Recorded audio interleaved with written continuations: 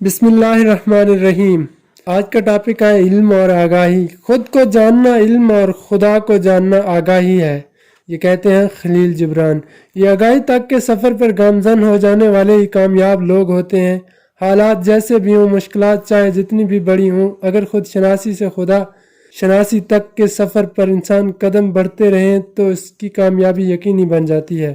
ہمارے ہاں لوگوں کی 3 اقسام ہیں۔ پہلی قسم میں وہ لوگ ہیں جو سمجھتے ہیں کہ انہیں ہر چیز کا علم ہے، وہ سب جانتے ہیں، مزید کچھ سیکھنا سمجھنا ان کے لیے اہم نہیں ہوتا اور نہ ہی وہ اس طرف کبھی دھیان دیتے ہیں۔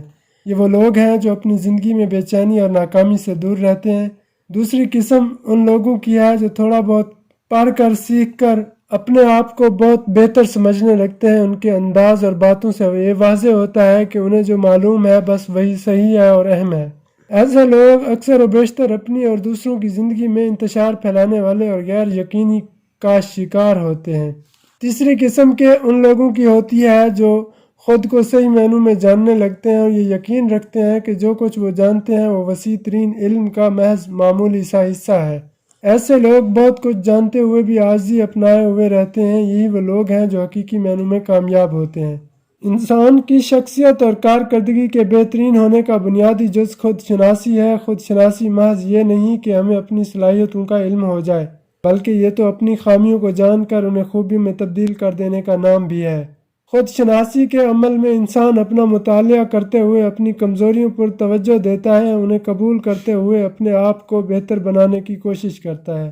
اپنی خامیوں کو لکھ کر ان پر باقاعدہ طور پر حکمت عملی تیار کرتا ہے کہ کس طرح ان پر کمزوریوں سے نہ صرف نجات پائی جائے بلکہ انہیں خوبیوں سے تبدیل کیا جائے۔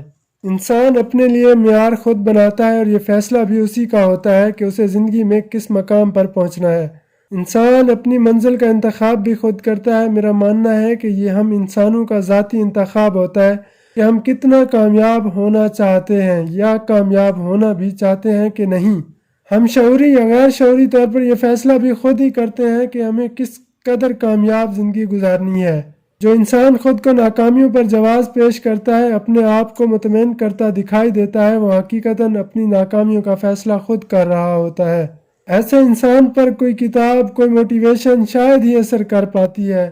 انسان میں جب تک خود شناسی کا عمل جاری رہے، وہ اپنی حقیقت کو پانے کے لیے تڑپتا رہتا ہے۔ اگر یہ تڑپ باقی نہ رہے تو ناکامی انسان کا مقدر بن جاتی ہے۔ میں آپ سب کو اپنی زندگی کا ایک انتہائی خوبصورت تجربہ بتانا چاہتا ہوں۔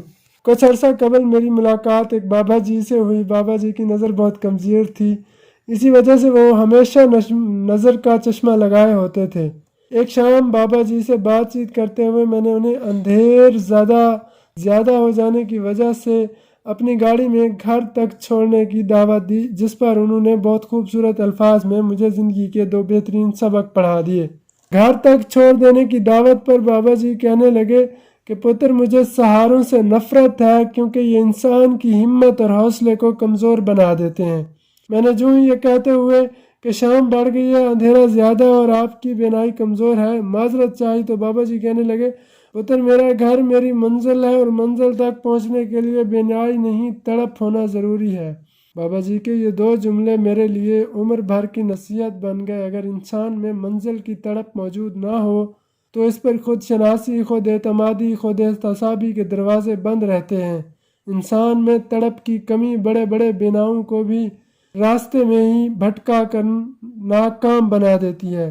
خود شناسی کا عمل میرے نزدیک آپ کے اپنے بارے میں رائے کا نام ہے۔ آپ کتنی عزت کے لائق ہیں، آپ کس مقام کے لائق ہیں، آپ کتنے کارآمد انسان ہیں۔ یہ تمام سوالات انسان کو خود شناسی کی طرف بڑھنے میں مددگار ثابت ہوتے ہیں۔ ایک بار آپ اس منزل کی جانب چل پڑیں تو آپ کا ہر اٹھنے والا قدم آپ کو خود پر کھولتا چلا جائے گا۔ جیسے جیسے آپ سیکھتے جائیں گے، خود کو جانتے جائیں گے، ویسے ہی آپ میں بے شمار مثبت تبدیلیاں رونما ہونے لگیں گی۔ میں نے اپنی گریجویشن مکمل کی تو ہر کسی کو یہ کہتے ہوئے سنا کہ نوکری کر لو، نوکری کر لو، سرکاری نوکری مل جائے تو سمجھنا تم کامیاب ہو گئے، کیونکہ آج کے دور میں ضروریات پوری کرنا ہی کامیابی ہے۔ یہ وہ الفاظ تھے جو میں بکثرت سنا کرتا تھا اور یہ میرے لیے شدید ڈپریشن کا باعث تھا۔ میں سرکاری نوکری کے خلاف نہیں تھا، میں اس سوچ کے خلاف تھا کہ ساری زندگی صرف سرکاری نوکری پر اکتفا کیا جائے۔ اتنے سال پڑھ لکھ جانے کے بعد محض ضروریات کو پورا کرنے کے لیے 25,000 کی نوکری کا ہی خیال ہی میرے لیے وبال جان بن جایا کرتا تھا۔ میں خواب دیکھنے والا ایک عام انسان اپنی ضروریات ہی نہیں خواب بھی پورے کرنا چاہتا تھا۔ ان خوابوں کو پورا کرنے کا یقین مجھے میرے والدین سے ملا تھا۔ میری ماں کا وہ جملہ، پتر تم ستارے ہو، تمہیں چمکنا ہے جہان میں، میرے دل و دماغ میں ایسا رچ بس گیا تھا کہ میں اب کسی صورت اس سے کم پر راضی نہیں ہو سکتا تھا۔ لوگوں کی باتیں جب میرے لیے رکاوٹ بننے لگتی تو مجھے محقق ولیم جیمز کی ریسرچ یاد آ جاتی ہے، جس میں انہوں نے انسان سے اس کی زندگی کے متعلق 3 اہم سوالات کیے تھے اور اس بات پر زور دیا تھا کہ ہر انسان کو اپنے ارادوں کے کمزور ہونے پر خود سے یہ 3 سوالات کر لینے چاہیے۔ میں کون ہوں؟ میں کیوں پیدا کیا گیا؟ مجھے دنیا میں کیا کیا کام کر کے واپس جانا ہے؟